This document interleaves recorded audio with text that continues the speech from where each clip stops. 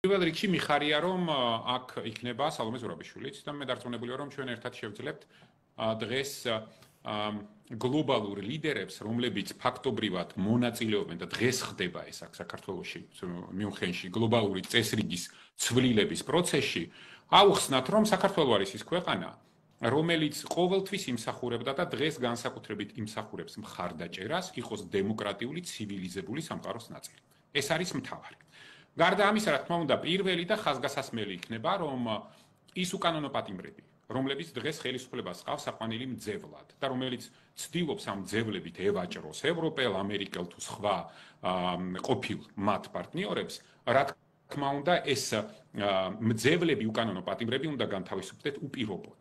მე ყველაფერს გავაკეთებ იმისთვის, რომ მარტო ჩემი ხმა კი არ იყოს თხოვნა მზია ამაღლობელის მიმართ, რომ მან უნდა შეწყვიტოს შიმშილობა, არამედ ეს თხოვნა საერთაშორისო დონეზე ამოვიტანოთ, იმიტომ რომ მე დარწმუნებული ვარ, რომ იმ გამარჯვებას, რომელსაც ჩვენ მივახცევთ, ყველა ადამიანის სიცოცხლე და ჯანმრთელობა არის უაღრესად მნიშვნელოვანი და ყველაზე დიდი ფასეულობა და ყველაფერი უნდა გავაკეთოთ იმისთვის, რომ მზია დავიცვათ. აი ამ გავეშებული რეჟიმისგან. ეხლა რაც შეეხება პოლიტიკურ ნაწილს. ყველას უნდა გვესმოდეს, რომ დღეს მიუნხენში ახალი გლობალური წესრიგის კონტურები იხატება.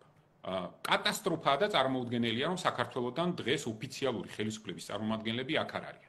ეს უბრალოდ ნიშნავს, თქვენ გონიათ მათ არ შეეძლოთ აქ ჩამოსვლა, შეეძლოთ. უბრალოდ კიდევ უფრო დიდ სირცხვილს დაეჯახებოდნენ, იმიტომ რომ მათთან არავინ შეხვედრას არ მოისურვებდა და ვერავის ვერ დაელაპარაკებდნენ. ამიტომ არ არიან დღეს ისინი წარმოუდგენელი.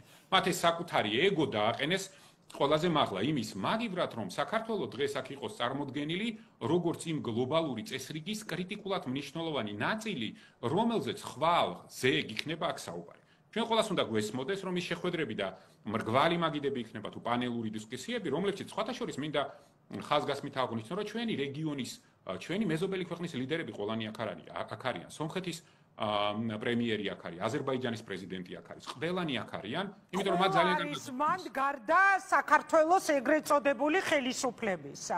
რეგიონის ლიდერებზე როცა საუბრობთ, ხო, ესეც რა მნიშვნელოვანი ამბავია.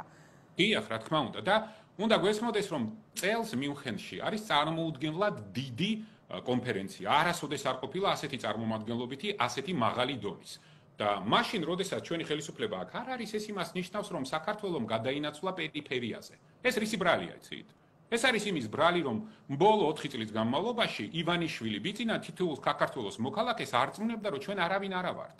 ჩვენ არაფერი არ შეგვიძლია, ჩვენ უნდა ვიყოთ ჩუმა, თითქოს სიჩუმე დაგვიცავს. და უნდა გვესმოდეს, რომ საქართველოს თუ არ მიიღო მსგავს ახალი წესრიგის შექმნის პროცესში მონაწილეობა და არ დაიცვა თავისი გეოსტრატეგიული ინტერესები, ჩვენ მარტო დარჩენილები პირისპირ ოკუპანტ აგრესიულ ქვეყნებთან, რა თქმა უნდა, ძალიან გაგვიჭირდება.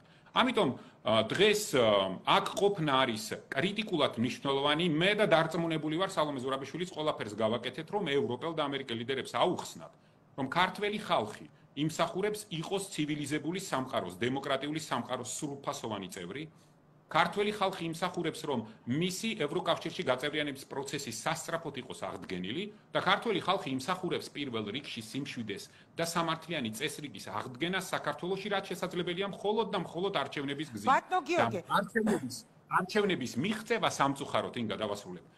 სამწუხაროდ ჩვენი შიდა პოლიტიკური კონიუნქტურის გამო შესაძლებელია მხოლოდ და მხოლოდ მაშინ თუ ჩვენი სტრატეგიული პარტნიორები ჩვენ მხარს დაგვიჭერენ და მე დარწმუნებული ვარ, რომ ასეთი მხარდაჭერა იქნება. ფაქტობრივად, ფაქტია, რომ არჩევნებიდან 100 დღის განვლის შემდეგ დღევანდელ დე ფაქტო ხელისუფლებას არანაირი ლეგიტიმაცია არ აქვს არც საერთაშორისო და